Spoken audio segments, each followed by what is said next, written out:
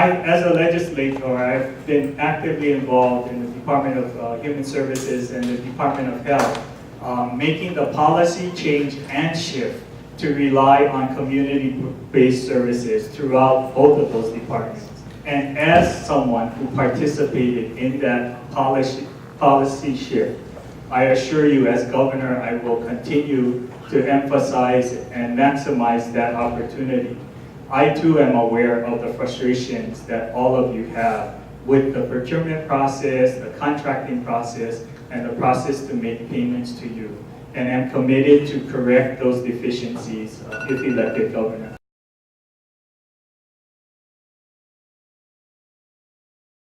It is a priority for the state to provide true community-based organizations the social safety net that many who cannot afford depend on.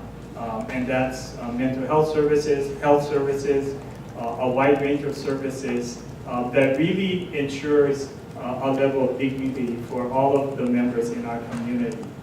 You know, as governor, I've always said that public education really is the gateway to a better future. It really allows the baseline that allows every student to pursue their dreams.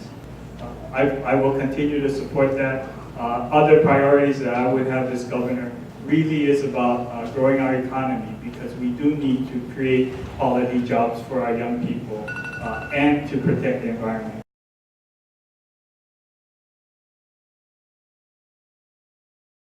I'm the only one here who had to make the tough decisions. And if you look, I'm the only one who had to actually balance the budget for the last 4 years. And I do believe that action speaks louder than words. If you look at my 4-year record, I've increased funding for public education by more than $100 million. I've increased funding for safety net services because I do know how important that is. I've led the legislature in taking action to take and expend money from the rainy day fund to provide and reinforce social services programs, because I do know how important they are to our communities. On a going forward basis, I'm the only one here who really understands that our tax system is broken. We've already appropriated $64 million to modernize our tax collection system. I believe that we need to implement that program as soon as possible. And when we do, we will see significantly increased hundreds of millions of dollars in taxes already owed collected.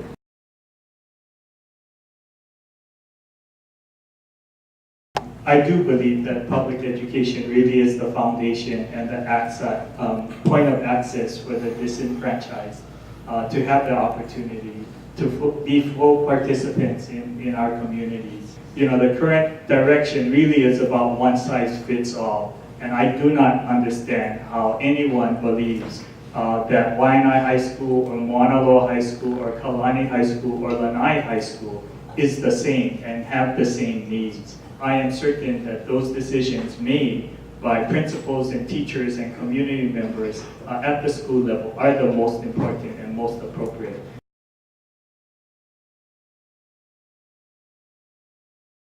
No vote, no grumble. You know, I had a student rise out in Nanakuli about 4 or 5 months ago. I really lost track of exactly when it occurred. But it resonated with me. I met the leaders of your organization that night, and Opio for Ige, my youth organization, really embraced the concept that it really is about being out there on the front lines, talking to people. If they're not registered, get them to register. Tell them about how important it is to be engaged in our community. And we did take that challenge up and will continue to move that forward. It really is about focusing and ensuring that people understand why it's important to vote. Beyond that, I have supported clean election legislation to really reform the way and how monies are raised and get to publicly financed elections. And this past session, we passed a measure that allowed same-day voter registration, you know, making it easier for people to show up at the polls, be able to register, and then vote.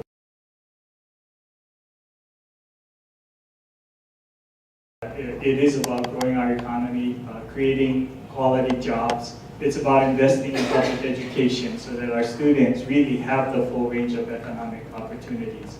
I've been a big supporter of the visitor industry and ensuring that we can help it grow.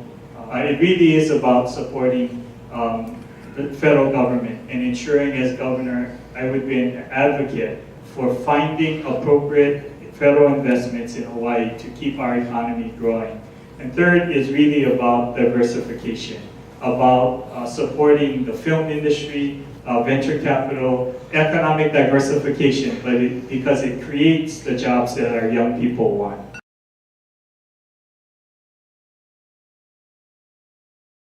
You know, I have 3 children, and so most of my time is supporting their lives.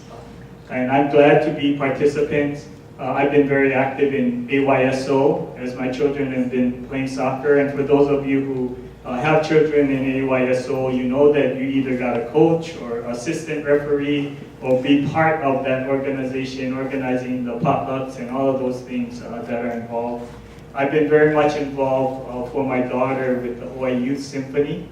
She plays the viola beautifully, and I've been an active participant in the Youth Symphony. I do believe that having those opportunities for music so enriches the lives of our young people and ensuring that there is an opportunity for many throughout our community to play in a symphony in an organization of more than just a single player.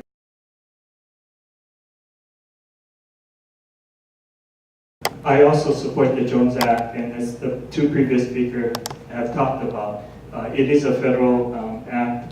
It would require an act by Congress to make any changes. And again, I do think it's always about balancing and listening, being willing to hear concerns and see if there is a way that it can be modified.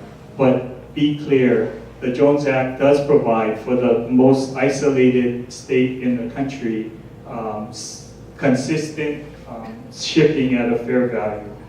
It does provide jobs, it does assure national security, and protects our important lifeline.